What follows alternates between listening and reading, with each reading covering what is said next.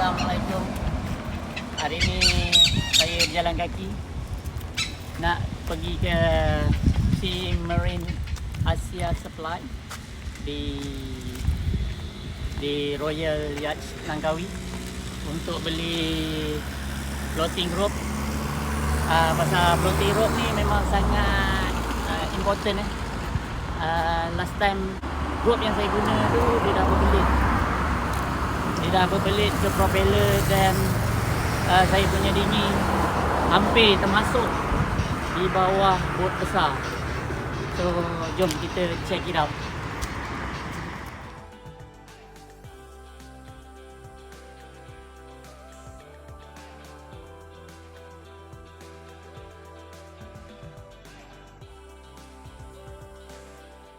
Sambil kita jalan kaki, korang boleh tengok dekat Langkawi dia proper untuk berjalan kaki, dan this line for orang-orang buta. Tengok betapa bagusnya diorang, bukan untuk orang yang celik je, so orang yang buta pun ada laluan je. This is why Mak Saleh suka berjalan kaki dekat area Langkawi ni, pasal diorang ada akses yang bagus dan selamat.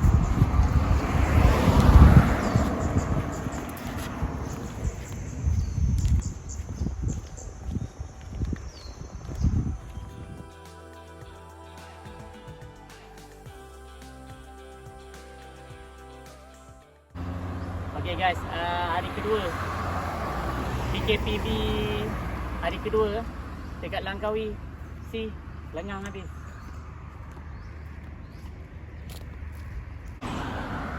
Okay, ni dekat Jeti Kuang. Ini habis, tak ada orang, sunyi sepi.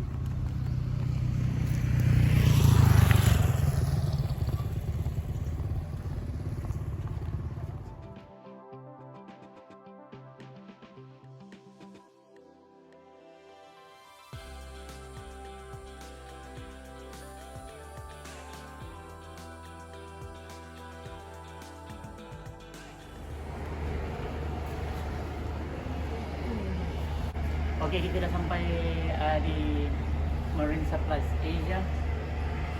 Lebih kurang 3 km daripada Blue Jetty tadi. Kami jalan kaki. So, jom check it out kat dalam.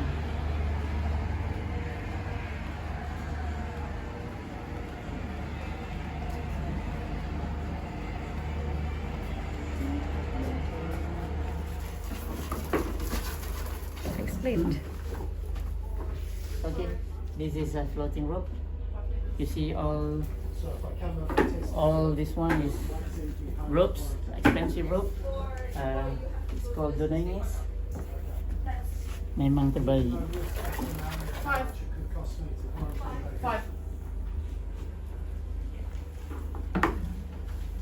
So yeah, just find out how much. I understand the rules can change in the meantime. But like now, what are the rules and how much? Thank you for that. I'll check on the camera. Okay, thank you. Were there any other improvement stuff that you wanted to talk about?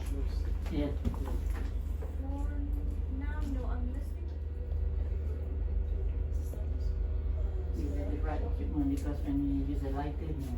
Yeah, it takes too long. Yeah. Yeah. Build pump switch.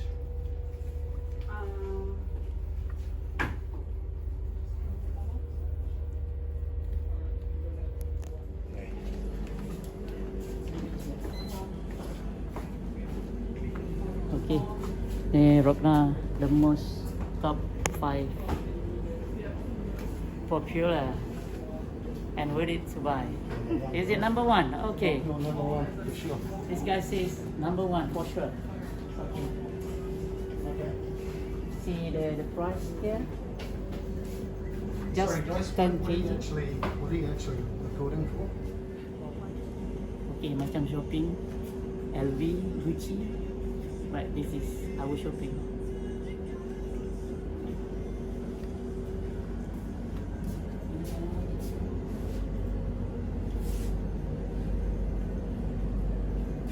This is good. Shackle RM100 Titan made. This is very good, not the China one.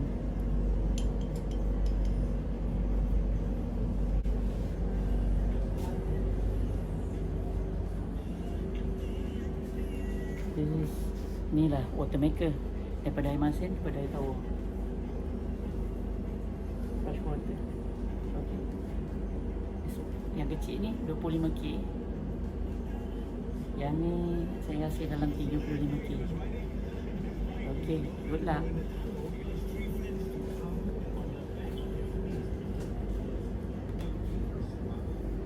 That best.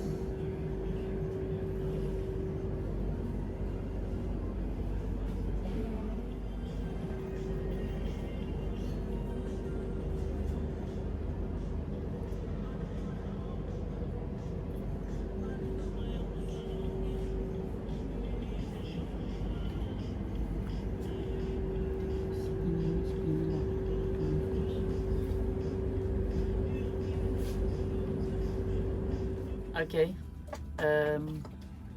Tadi kita beli tali floating rope. Okay, besar 12 mm. Tali ni sangat baik untuk dinghy, di mana bila kita towing di belakang, ianya akan terapung. Dia akan terapung dan tak akan masuk ke bawah propeller. Pasal sebelum ni saya gunakan tali yang normal seperti ni, ianya tenggelam di dalam air, dan bila kita anchor, kita akan reversekan yacht ni, so dia akan masuk ke dalam dekat propeller, berpusing. So masa tu bot dinghy ni hampir termasuk ke bawah bot besar ni. So it's terrible. Hopefully tak terjadi lagi, dan kita akan gunakan floating rope. So berbagai rope ada. Yang ni biasanya kita guna untuk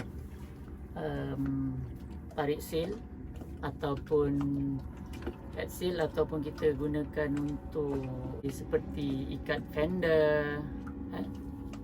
Dan yang ni pula biasanya ya, yang ni cantik untuk mainsail ataupun head sail. Dia punya winch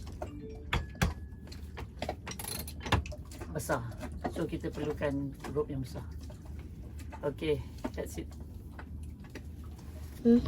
Okay guys, ni tali ni, ini yang bukan floating rope. Okay, yang ni floating rope. Kalau kita tengok dari segi material, yang ni kecil, mungkin ni sikit lah. Kalau kita tengok dari mata kasar, dia lagi ringan lah kan.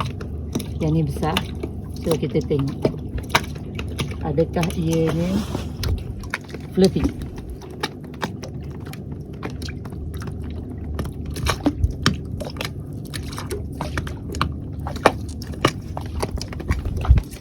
Okay, dia dah start basah. Okay guys, dia dah start tenggelam. Okay, dia dah start tenggelam. Okay, nampak dia dah tenggelam.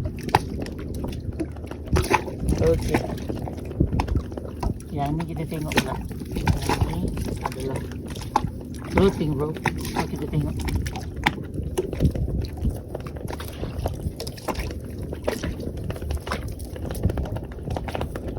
Adakah ianya akan tenggelam ataupun tidak? Kita biarkan.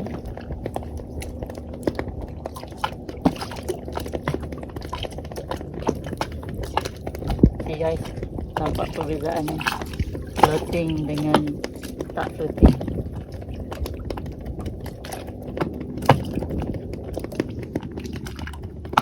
Okay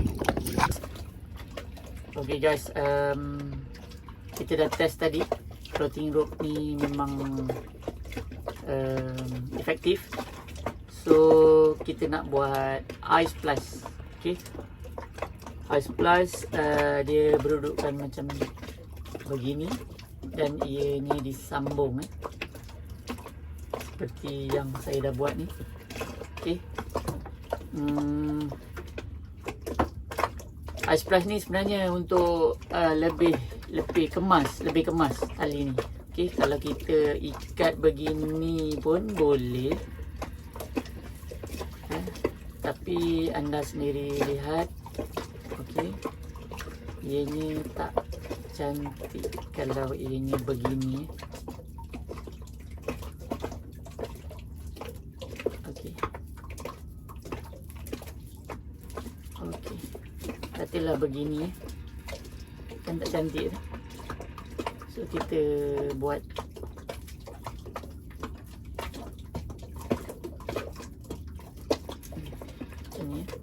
begini. Kalau kita ikat kan tak cantik.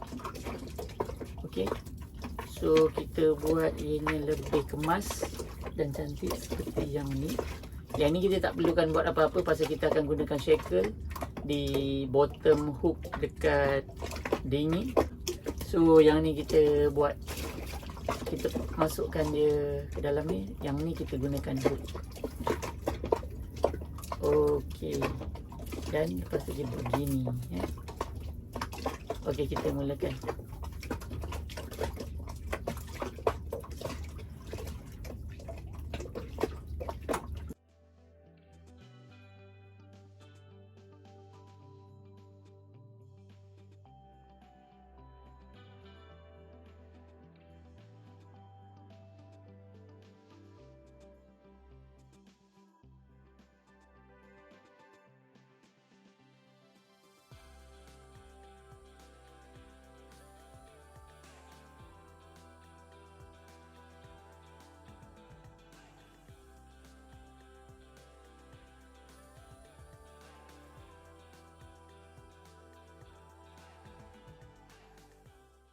Assalamualaikum, selamat petang.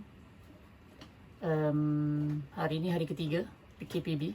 So kami dah seminggu lebih di atas laut. So kita punya fresh water ataupun air yang kita gunakan, air tawar kita dah almost habis. So kita proses membuat air. Saya nak kongsikan kita proses membuat air. Okey, ni adalah tank. Okey, ni tank pertama. Okey, still ada lagi. So ni tank kedua. Okey, tank kedua kami dah buat air sebenarnya, tadi dah habis. So ni dah setengah. So saya kongsikan bagaimana kita nak buat air di tengah-tengah laut ni. Ni tank kedua. So kita onkan isolator untuk water maker. This is water maker switch. Okay, dan di sini, di toilet saya, kita akan buka valve. Okay, kita akan naikkan valve water maker, handle up. So di sini kita ada first stage filter cartridge. Okay, sebelum kita nak buat air, pastikan cuaca panas dan air bersih. Okay, air di luar sana, air masin tu, air di laut tu, di tengah laut tu bersih. Kita boleh tengok lah air tu bersih tak bersih, kita just tengok. Kadang-kadang bila dia terlalu kotor, biasanya air surut, dia akan ada algi atau sebagainya lah. Okay, bila cuaca panas, kita akan tengok solar panel. Power elektrik kita gunakan bateri, dan solar absorb dia punya kuasa. So here we got 14.15 volt, which is the best power yang kita boleh dapat. Okay, dan kita jom naik atas.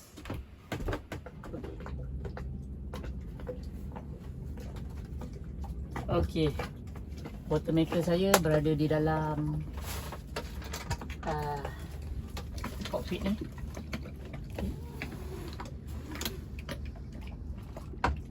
Alright. Okay, area ni macam-macam barang yang kami taruh. Especially ada dive gear, dive tank, fin or whatsoever. Dan this is our water maker, Spectra water makers. So water maker ni bernilai kalau Rainman yang saya tunjukkan itu hari lebih kurang 25k. Besar, kecil dia macam ni. Yang besar tu 35k or 40k RM. So this one almost there the price. So kita laki the previous owner is American, so they put the best equipment here. So memang laki, kita just keep maintain and using it properly. Okay, 2 hari lepas saya dah tukar filter, second filter here, which is 50 micron, then the other one is this is 5 micron and this is 1 micron. Okay, yang ni ada carbon untuk menghilangkan bau yang kita tak perlu. That filter is good. So itu hari saya servis. So hari ni just kita runkan water maker. So put it in run and just switch on. Okay, now it works. Okay, dia akan dari filter cartridge bawah. Okay, dia akan masuk ke feed pump. Feed pump akan masuk ke sini ke 5 micron dan melalui proses accumulator back masuk ke Spectra water makers, dan air yang tak perlu atau unnecessary yang lepas diproses daripada air laut dia akan keluarkan di sana. Kalau anda nampak kat sana ada buih-buih, that was the exhaust water from water maker. Okay.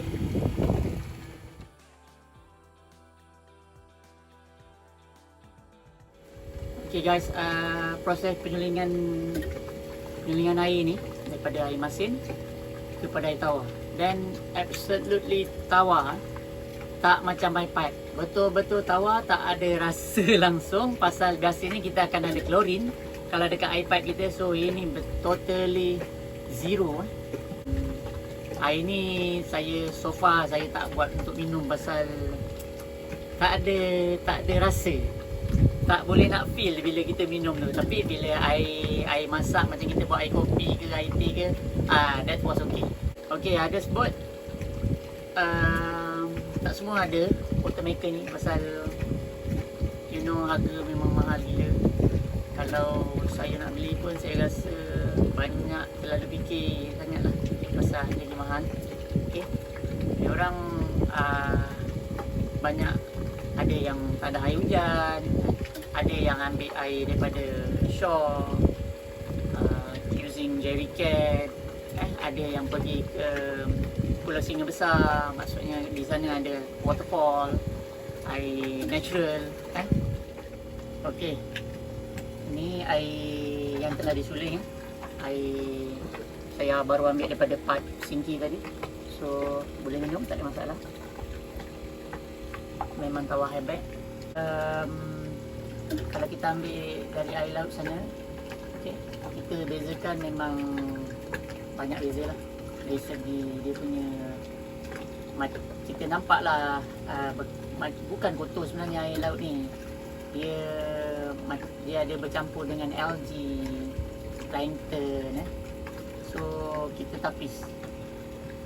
Now this is air sulam. This is what Yotis lakukan Diorang boleh bertahan bertahun-tahun duduk kat dalam bot pasal yalah, everything have here. Water maker ada, dapur masak ada, bilik air ada, washing machine ada, everything. So sekian saja yang saya dapat kongsikan untuk water maker.